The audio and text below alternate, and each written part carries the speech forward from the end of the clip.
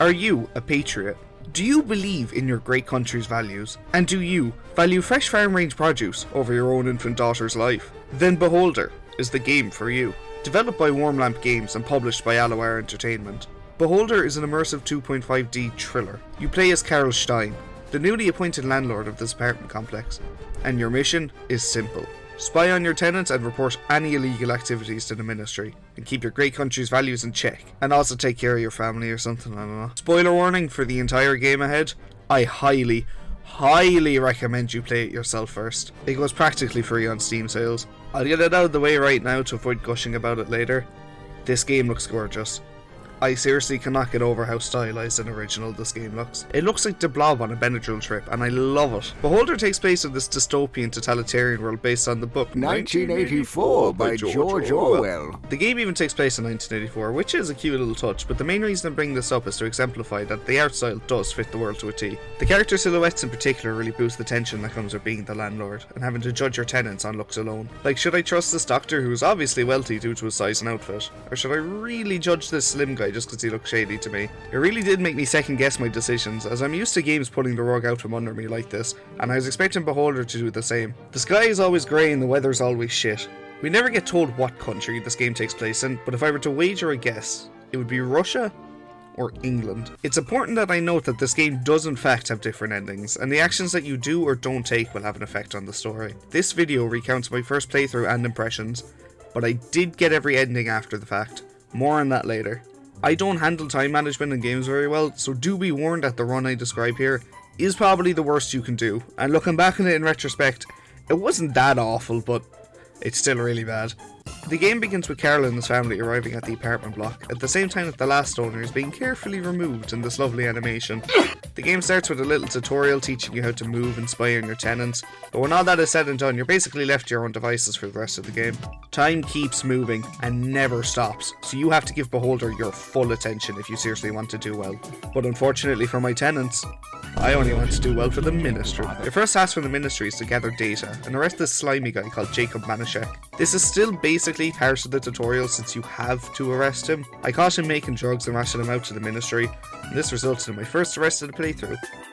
As I realised in later playthroughs, you can in fact just blackmail him and make him easy $1,000 early on, or if you're playing on trainee, no shame, you can make $2,000 straight away out the bat. In fact, I think I played my first playthrough on trainee. I still sucked at it, wow. I also took my time to run around and rummage through some of the tenants' homes.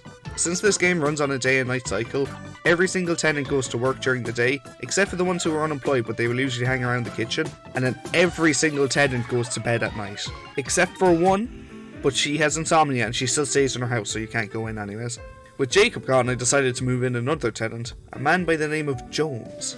I still need to inform the ministry of Jacob's arrest, so I head to the British iPhone 12 and they tell me to gather dirt on Mr. Klaus Schimmer. Alongside that, my family have a bunch of requests for me, including getting a saucepan for my wife, which I kindly get off of Miss Schimmer. You don't know what's coming, honey. Textbooks for Patrick, which you can get off of Klaus. And I need to find Martha's Lost Doll, which was literally just in your wardrobe, you dolt. As time goes by, you'll get new government directives, which keep you informed on what becomes illegal each day. This is obviously a parody on how strict totalitarian states are, but I couldn't imagine Beholder without it. It's just, it fits so perfectly in the gameplay. Things that you might find perfectly normal today can get you shot tomorrow. You also receive mail, which adds a little bit of world building, but can also show the consequences of your actions, and what happens to the tenants you evict, which can make you feel like a massive dick if you thought you were doing the right thing, but also just makes you feel like a massive dick when you know you were doing the wrong thing. You can also click on the paper to flip it over and read an extra note added on by the revolutionists. These call out the newsletter each day and tell the truth in a blindly patriotic way. I really like them. They make the rebels feel like a real movement that's going on all over the country, and not just your little complex where Carol is the be-all end-all of the entire revolution. I continue asking around and spying on Klaus for a bit before finally writing a profile. Profiling tenants is a fantastic way to make quick cash. The more stuff you profile, the more money you make. Unfortunately for me though, I had the clinically stupid and I never took advantage of it. Nor did I blackmail that often, which I just said is a really quick way to make bank. Although, whenever I did blackmail later on, I kept getting rejected because I didn't understand how it worked, and I usually just got mad and moved on. If I remember correctly, you can't blackmail the same tenant twice in a row, and you can't blackmail the same tenant over the same piece of contraband. After making acquaintances with Jones, he tells me about a canned fish deal that he thinks can make us both rich. All he needs is a buyer, and I know just the guy. Every day, this man will appear in front of the block, and his name is Nathan Keller. Nathan sells illegal goods and some other story important items, so he's a nice ally to have around. He agrees to sell our fish and tells me to come back tomorrow for payment. Downstairs, my wife wants me to buy candy off of Nathan for Martha, but he just left, and luckily enough I nicked some earlier off of one of my tenants. You never know what you steal in this game might become handy in the future, and that's the beauty of Beholder. Now she wants me to fix the TV. To fix it, all you need to do is buy this repair kit from the top right. But on my first playthrough, I couldn't figure this out, so it stayed broken the entire game. Sorry wifey, no more Coronation Street for you. Good news Jones, I got half your cash right here. Yeah, so Nathan wasn't able to sell off the entirety of the fish, only giving us half the cash. You can also sell the 1,500 bucks back to Nathan, which I ended up doing in all my repeat playthroughs for an easy bit of cash early on. I talk to Shimmer and inform him about the ministry wanting his arrest. I tell him that I can evict him safely, and he doubts me before telling me that if I could obtain his papers from the archivist, we can start a plan for them to skip town and leave the country entirely. I wasn't risking it again, and I sent Jones to the slammer. This cut off a hidden quest where if I tell Jones that I'll make the rest of the money up to him, he offers to help the Shimmer skip town on the coal barrage. Which in a later newspaper we learned that it fucking crashed and burned. And here is when I realised the worth of apples. Apples are cheap, and Nathan sells 8 of them. They were my best friend and my greatest tool for ridding these rebel scum. They're also like the second thing to go illegal every single run, so stocking up on apples really early is a fantastic way to just get your way. Apparently Martha has fallen ill and needs some aspirin. I can ask around for it or even buy it off of Nathan, so that's what I did. Alternatively, you can go to Rosa Rannick up in the top left, the archivist's wife, and ask her for it, and you'll have to trade her an old cardigan for it. I didn't know this, and the cardigan is honestly harder to get a hold of than the aspirin off of Nathan, so just buy it off of Nathan. But now Patrick is looking for money for a date with his lover. Ooh. So being the good father I am, I give it to him, alongside 20 bucks for flowers. The aspirin has done nothing, and Martha has only gotten worse. She needs a doctor, and fast. Luckily for us, there's a doctor looking for a place to stay right here, by the name of Speck. Speck is extremely important for most runs as he provides cheaper meds, and at the end of his questline he can even give you cruise tickets, which can come in handy later for yourself. Or even the Shimmers if you so choose. Speck moves in while Klaus gets arrested, and I ask his wife about the arrest. If you choose this option right here, which I sadly didn't do, she goes Badlands chugs on a bottle of rat poison. Speck examines Martha and determines that she has a serious lung infection which needs to be treated ASAP with antibiotics. These antibiotics cost $10,000. 10k is extremely easy to get by now, but I'm too busy doing my duties in an unconventional manner, so I'm unfortunately a bit short. On top of that, Patrick needs $7,500 for university, which I really do not have. So unfortunately for him, he has to quit and go work as a miner. Putting Martha aside, Speck wants a girlfriend, so to go play wingman, I look in the mailbox to find some hot lonely milfs in our area. He needs a chocolate bar for the first date, so I pull one out of my pocket for him. I thought this would lower the price of Martha's treatment, but no. Patrick couldn't pay the college, so he got expelled. A little bit later, Speck's new lover moves in, and Martha kicks the bucket. Yes, your family can die in this game, and they are very, very fragile. You need to meet most, if not all, of their needs to keep them alive. The only one whose needs you don't really have to tend to is your wife. She'll only die from suicide if both the other children die. The ministry tell me to put up propaganda pictures to take my mind off it, but then the complex gets fucking bombed. They scream at me to repair the furniture, but if I couldn't fix a TV, there's no way I'm fixing all of this. I move some more people in and Patrick tells me that he wants to leave the country and he needs 10k. If I couldn't save Martha with 10k, I'm not saving you, pal. Besides, even if I did pay the 10k, Patrick would end up dead anyways. You know my wife? Why doesn't she ever help me out? I don't need to eat or sleep, and all she does is mosey about. I'd be better off without her. I'd be better off without her. I move in some more people, including this name I can't pronounce. Then this sly man named George Danton shows up and gives me a box. He tells me to deliver it to the uni students, and I don't want to risk anything, so I do just that, resulting in a handsome payment.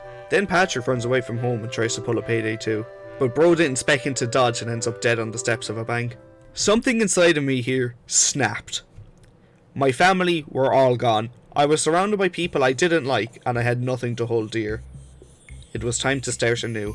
So one by one I arrested every tenant and wiped the slate clean to make way for a new Karl Stein. Goodbye, Speck. I hope you can meet your soulmate in a labour camp.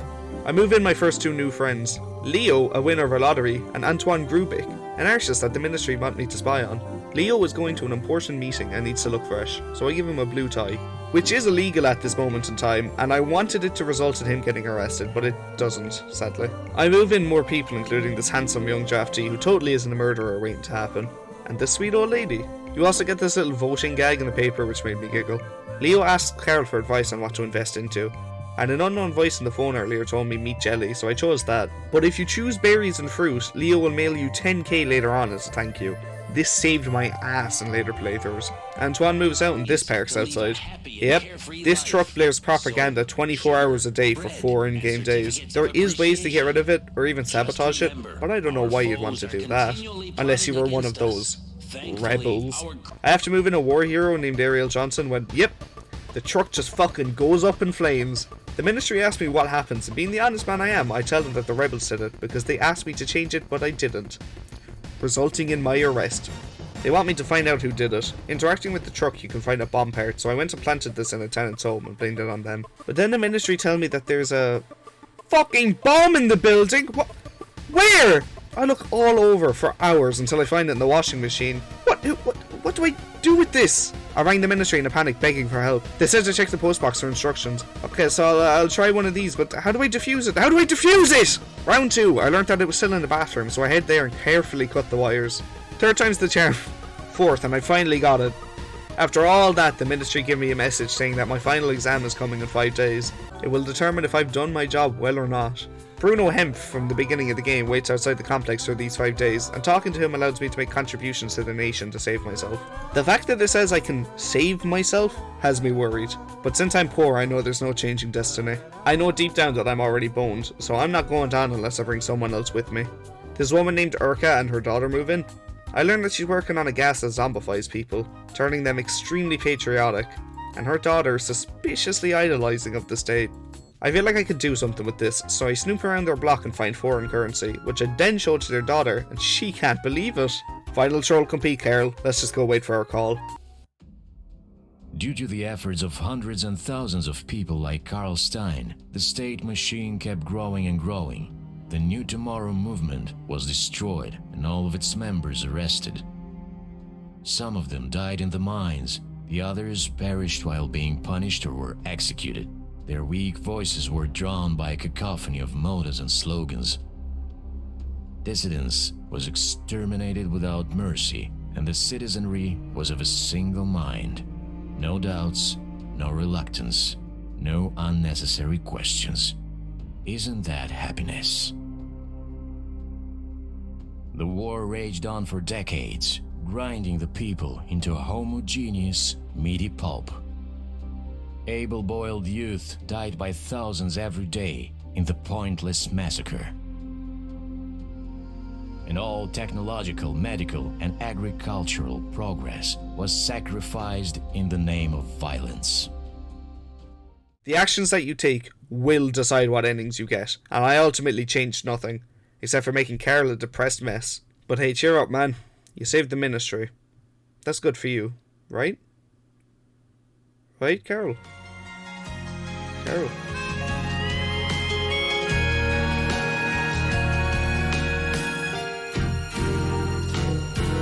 Baka mitai kodomo nano ne Yume wo ootte kizu tsuite Uso ga heta na kusen ni Waraenai 笑顔を見せた I love you もろくに言わない口下手でほんまに不器用なのにどうしてさよならは言えたのダメだねダメよダメなのよあんたが好きで好きすぎてどれだけ強いお酒でも歪まない思い出がバカみたい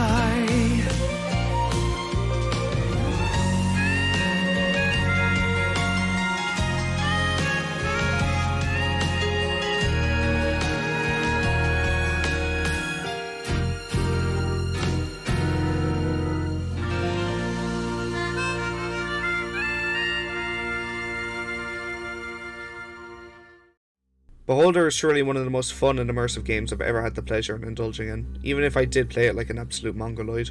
I have played it multiple times since, and I've gotten all the base game achievements and a few from the DLC.